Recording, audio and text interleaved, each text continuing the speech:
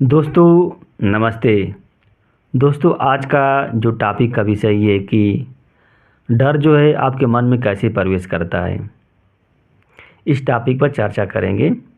देखिए, अगर कोई व्यक्ति गणित का ज्ञान जानता है तो गणित का ज्ञान उसके मन में कैसे प्रवेश किया है। निश्चित रूप से वह व्यक्ति जो है गणित के बारे में सोचा होगा, उसके प्रश्न हल किए होंगे, तभी गणित के ज्ञान जो है उसके मन में प्रवेश किया होगा। उसी तरह अगर कोई व्यक्ति भूगोल जानता है तो भूगोल का ज्ञान उसके मन में कैसे प्रवेश किया होगा।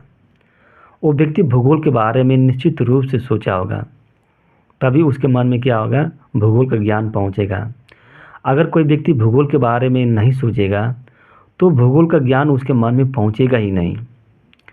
उसी तरह से डर है, अगर आपके मन में डर प्रवेश किया है तो निश्चित रूप से आप डर के बारे में सोचे होंगे, तभी जो डर है जो है आपके मन में प्रवेश किया है। और जितनी डीप से आप डर के बारे में सोचे होंगे उतनी ही डीप से आपके मन में प्रवेश किया होगा। चाहे आप, लेकिन दो स्थितियाँ होती हैं। एक होती है कि डर जो होता है स्वाभाविक होता है, और एक डर जो होता है आर्टिफिशियल होता है। स्वाभाविक का मतलब ये है कि अगर आपके जीवन में, आपके शरीर में कोई रोग हो गया है या आपके घर के मेंबर किसी हॉस्पिटल में भर्ती हैं, तो वहाँ पे डर आपके मन में स्वाभाविक रूप से आ जाएगा।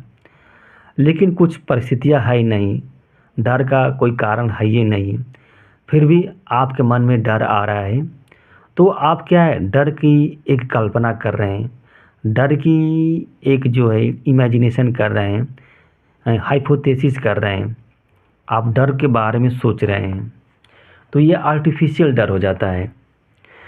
तो जितना आप डर के बारे में सोचेंगे उतना ही जो डर जो है आपके मन में प्रवेश करेगा।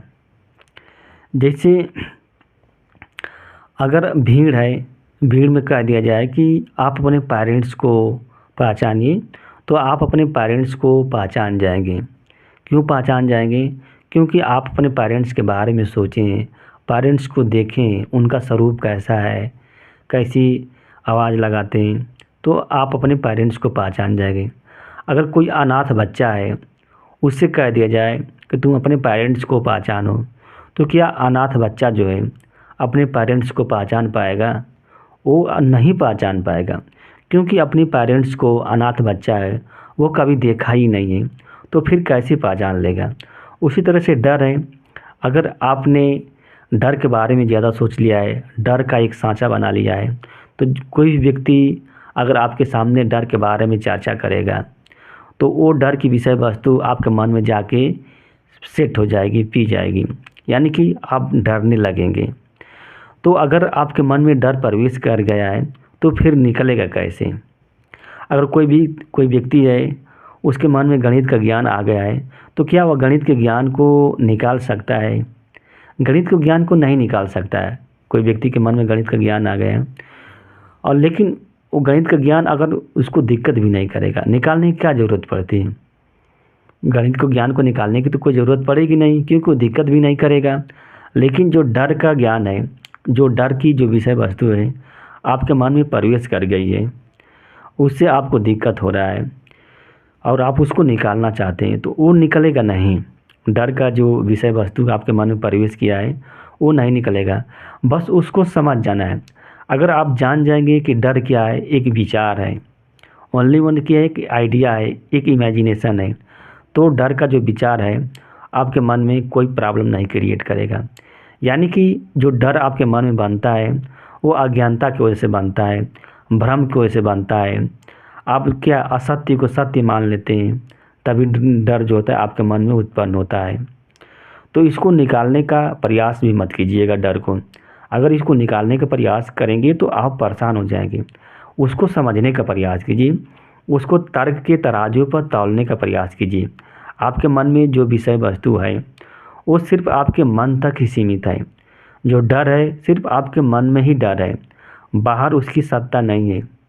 तो वो डर क्या करेंगे, आपको कोई नुकसान नहीं पहुंचाएगा, कोई समस्या नहीं क्रिएट करेगा।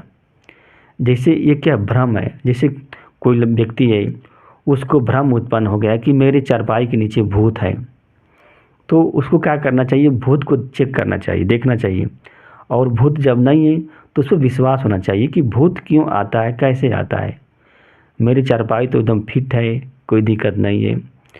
तो दोस्तों यह वीडियो अच्छी लगी तो लाइक कीजिएगा और हमारे चैनल को दोस्त सब्सक्राइब कीजिएगा। धन्यवाद, नमस्ते।